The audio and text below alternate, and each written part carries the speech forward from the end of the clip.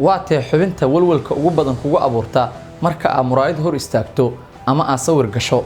Ma istiraahdaa sankaygu ma qurux badna, tintaydu soo jiidasho ma lahan, ama madaxaygu waa uu dheer yahay ama waa uu yar yahay, ama wajigayga waxbaa si ka ah.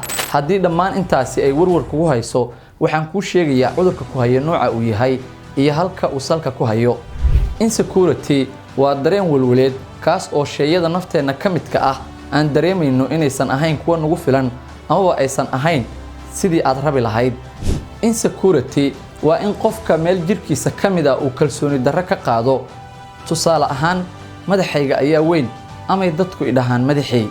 taasi ayaa noqonaysa insecurity oo madaxa ayaa noqonaya xubinta walwalka badan kugu abuuraysa marka aad sawir gasho ama aad muraayad hor tagto.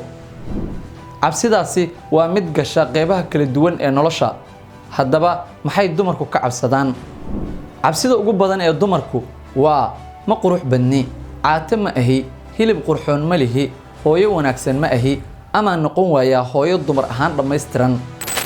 raggu waxa ay inta badan ka cabsadaan sida mustaqbalkiisa uu u dooran lahaa, dhaqaalaha, jirkiisa inuu ka fakaro, caatanimada uu dhibsado, isla markaasna uu muruq raadiyo, iyo in uu is yiraahdo ma tahay qof intelligent ah ama qof aqli badan.